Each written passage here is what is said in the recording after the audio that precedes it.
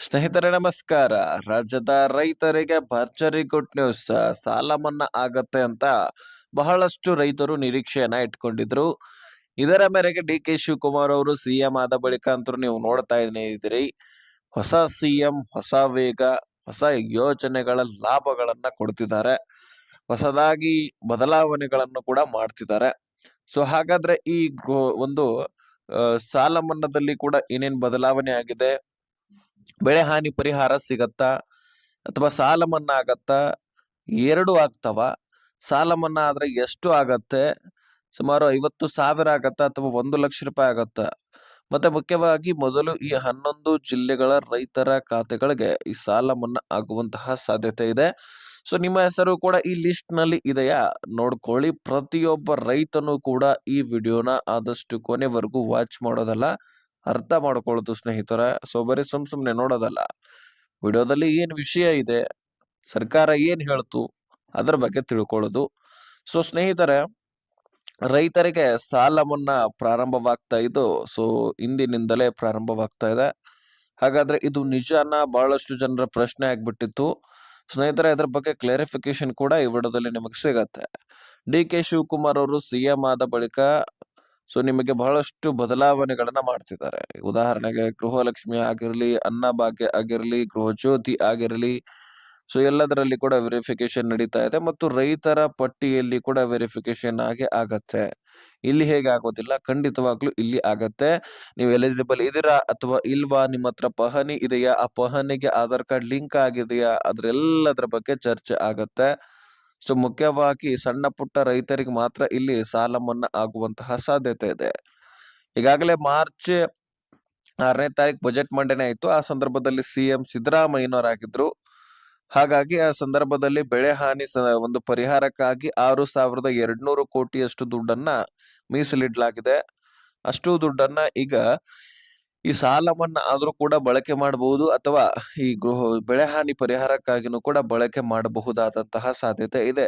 ಇದು depend upon CM ಮತ್ತು ಡಿ.ಕೆ. ಶಿವಕುಮಾರ್ ಅವರ ಮೇಲೆ ಇದು ನಿರ್ಭರ ಆಗಿರುತ್ತೆ. ಹಾಗಾಗಿ ಡಿ.ಕೆ. ಶಿವಕುಮಾರ್ ಅವರು ಏನ್ ನಿರ್ಧಾರವನ್ನ ತೆಗೆದುಕೊಳ್ತಾರೆ ನಾವು ಕಾಯ್ದು ನೋಡ್ಬೇಕಾಗಿದೆ. ಬೆಳೆ ಹಾನಿ ಪರಿಹಾರ ಕೊಟ್ರೆ NDRF ಕುಸ್ಕಿ ಜಮೀನುಗಳಿಗೆ 21,500 ರೂಪಾಯಿ ಸಿಗತ್ತೆ. ಅದೇ ರೀತಿಯಾಗಿ ನೀರಾವರಿ ಭೂಮಿಗಳು, ಜಮೀನುಗಳು ಇದ್ರೆ ಅವರಿಗೆ ಸುಮಾರು 31,500 ತನಕ ಸಾಲ ಒಂದು ಬೆಳೆ ಹಾನಿ ಪರಿಹಾರ ಸಿಗತ್ತೆ.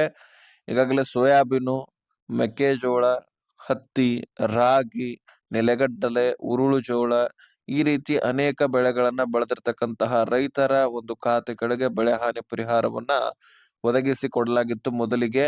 ಆದ್ರೆ ಈ ಸಂದರ್ಭದಲ್ಲಿ ಬೆಳೆ ಹಾನಿ ಪರಿಹಾರ ಕೊಟ್ಟಿಲ್ಲ. ಆ ಬೆಳೆ ಹಾನಿ ಪರಿಹಾರ ಕೊಡ್ತಾರಾ ಅಥವಾ ಸಾಲ ಮನ್ನಾ ಮಾಡ್ತಾರಾ ಅನ್ನುವಂತಹ ಪ್ರಶ್ನೆಗಳು ಇಲ್ಲಿ ಉಂಟಾಗ್ತಾ ಇದೆ. ಸಾಲ ಮನ್ನಾ ಮಾಡಿದ್ರೆ ನಿಮಗೆ ಸುಮಾರು 2,00,000 ರೂಪಾಯಿ ನಿಮ್ದು ಸಾಲ ಇದೆ. ಆ 2,00,000 ರೂಪಾಯಿದಲ್ಲಿ 1,00,000 ರೂಪಾಯಿ ತನಕ ಮಾಡ್ತಾರಂತ ಅನ್ಕೊಂಡಿದ್ರೆ ಅದು ತಪ್ಪು ಕಲ್ಪನೆ. ಅಷ್ಟು ಮಾಡ್ಲಿಕ್ಕೆ ಆಗೋದಿಲ್ಲ. ಯಾಕಂದ್ರೆ ಸರ್ಕಾರದ ಖಜಾನೆ ಆಲ್ರೆಡಿ ಖಾಲಿ ಆಗಿದೆ. ಮೊದಲೇ ಸಾಲ ಸೂಲ ಮಾಡ್ಕೊಂಡು ಸರ್ಕಾರ ಗ್ಯಾರಂಟಿಗಳನ್ನ ನಡೆಸ್ತಾ ಇದೆ. ಅಂತದ್ರಲ್ಲಿ ನಿಮಗೆ ಸಾಲ ಮನ್ನಾ ದೊಡ್ಡ ಮಟ್ಟದಲ್ಲಿ ಆಗೋದಿಲ್ಲ. ಹತ್ತತ್ರ 30,000ದಿಂದ 50,000 ತನಕ ಸಾಲ ಮನ್ನಾ ಆಗಬಹುದಾದಂತಹ ಸಾಧ್ಯತೆ ಇದೆ. ಈಗ 2,00,000 ರೂಪಾಯಿ ಇದ್ರೆ 50,000 ರೂಪಾಯಿಯನ್ನ ಸರ್ಕಾರ ಕಟ್ಟುತ್ತೆ.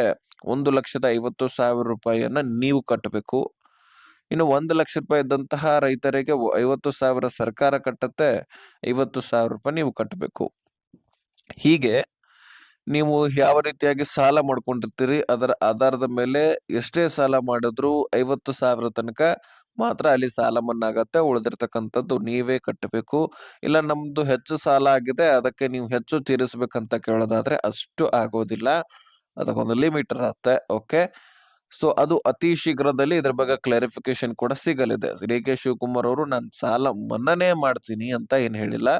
ಅದಕ್ಕಾಗಿ ಬೆಳೆ ಹಾನಿ ಪರಿಹಾರ ಸಿಕ್ಕರು ಬೆಟರೇ. ಅದು ಕೂಡ ನಿಮ್ಮ ಖಾತೆಗಳಿಗೆ ದುಡ್ಡು ಬರೋದೇನೆ. ಇನ್ನು ಸಾಲ ಮನ್ನಾ ಆದ್ರೂ ಸಹಿತ ನಿಮ್ಮ ಅಕೌಂಟ್ಗಳಿಗೆ ನಿಮ್ಮ ಅಕೌಂಟ್ ನಲ್ಲಿ ಇರ್ತಕ್ಕಂತಹ ಸಾಲ ಮನ್ನಾ ಆಗೋದೆ. ಸೊ ಹೀಗಾಗಿ ನಿಮಗೆ ಯಾವ್ದು ಬೇಕು ಅನ್ನುವಂಥದ್ದನ್ನ ಕಮೆಂಟ್ ಮಾಡಿ ಮತ್ತು ಸರ್ವೆ ಕೂಡ ಮಾಡಿಸಬಹುದಾದಂತಹ ಸಾಧ್ಯತೆ ಇದೆ. ಅದರಲ್ಲಿ ಯಾರು ಹೆಚ್ಚಿನ ಒಂದು ನಿರ್ಧಾರವನ್ನ ಕೈಗೊಳ್ತಾರೆ ಅದರ ಆಧಾರದ ಮೇಲೆ ಸರ್ಕಾರ ಮಾಡುತ್ತೆ ಸಾಲ ಮನ್ನಾ ಅಥವಾ ಒಂದು ಬೆಳೆ ಹಾನಿ ಪರಿಹಾರ ಅಂತಕ್ಕಂಥದ್ದು ಮಾಹಿತಿ ಸಿಗ್ತಾ ಇದೆ. ಇಲ್ಲಿ ಹೆಚ್ಚಾನೆಚ್ಚು ಸಾಲ ಮನ್ನಾ ಮಾಡುವಂತಹ ಸಾಧ್ಯತೆನೂ ಕೂಡ ಇದೆ. ಯಾಕಂದ್ರೆ ಈಗಾಗಲೇ ಬೆಳೆ ಹಾನಿ ಪರಿಹಾರವು ಕೂಡ ಸುಮಾರು 30,000 ವರೆಗೆ ಕೊಡ್ಲೇಬೇಕಾಗತ್ತೆ. ಹೀಗಾಗಿ ಸಾಲ ಮನ್ನಾ ಮಾಡಿದ್ರೆ ಇನ್ನಷ್ಟು ಬೆಟರು. ಒಂದ್ ಸ್ವಲ್ಪ ರೈತರಿಗೆ ಬೆಂಬಲ ಕೊಟ್ಟಂಗ ಆಗತ್ತೆ. ಸೊ ಹಾಗಾಗಿ ರೈತರಿಗೆ ಸಾಲ ಮನ್ನಾ ಮಾಡಿದ್ರು ಬೆಟರ್ ಅಂತ ಇಲ್ಲಿ ಮೂಲಗಳಿಂದ ಮಾಹಿತಿ ತಿಳಿದು ಬರ್ತಾ ಇದೆ. ಸೊ ನಿಮ್ಮ ಅನಿಸಿಕೆ ಏನು ಅನ್ನುವಂಥದ್ದನ್ನ ಕಮೆಂಟ್ ಮಾಡಿ. ಮುಖ್ಯವಾಗಿ ಕಲಬುರಗಿ, ಗದಗ ಜಿಲ್ಲೆಗೆ ಹಾಸನ, ಕೊಡಗು, ಬೆಳಗಾವಿ, ವಿಜಯನಗರ, ಧಾರವಾಡ, ಯಾದಗಿರಿ, ಉತ್ತರ ಕನ್ನಡ, ದಕ್ಷಿಣ ಕನ್ನಡ, ಬೆಂಗಳೂರು ಗ್ರಾಮಾಂತರ. ಸೊ ಈ ಒಂದು ಜಿಲ್ಲೆಗಳಲ್ಲಿ ಸಾಲ ಮನ್ನಾ ಆಗುವಂತಹ ಸಾಧ್ಯತೆ ಇದೆ ಅಂತೆ ಸ್ನೇಹಿತರೆ. ಸೊ ಆದಷ್ಟು ಇದ್ರ ಬಗ್ಗೆ ಕ್ಲಾರಿಫಿಕೇಶನ್ ಸಿಕ್ಕಿರಬಹುದು. ಇನ್ನಷ್ಟು ಹೆಚ್ಚಿನ ಮಾಹಿತಿ ಜುಲೈನಲ್ಲಿ ಸಿಗತ್ತಂತ ಮಾಹಿತಿ ಸಿಗ್ತಾ ಇದೆ. ಸೊ ಡಿ.ಕೆ. ಶಿವಕುಮಾರ್ ಅವ್ರಿಗೆ ಏನು ಸ್ಪಷ್ಟನೆ ಕೊಡ್ತಾರೋ ಅದನ್ನ ತಿಳ್ಕೊಂಡು ನಿಮಗೆ ಮಾಹಿತಿ ಒದಗಿಸಿ ಕೊಡುವಂತ ಪ್ರಯತ್ನ ಮಾಡ್ತೀನಿ. ಸೊ ಹೀಗಾಗಿ ನಮ್ಮ ಚಾನೆಲ್ನ ಸಬ್ಸ್ಕ್ರೈಬ್ ಮಾಡಿ ಇಟ್ಕೊಂಡ್ಬಿಡಿ, ಬೆಲ್ ಐಕಾನ್ ಆಲ್ ಅಂತ ಒತ್ತಿ. ಸೊ ಈ ವಿಡಿಯೋನ ಆದಷ್ಟು ಎಲ್ಲ ರೈತರಿಗೆ ಶೇರ್ ಮಾಡಿ, ಅವ್ರಿಗೂ ಕೂಡ ಗೊತ್ತಾಗ್ಲಿ ಈ ರೀತಿ ಸಾಲ ಮನ್ನಾ ಮತ್ತು ಬೆಳೆ ಹಾನಿ ಪರಿಹಾರದ ಬಗ್ಗೆ.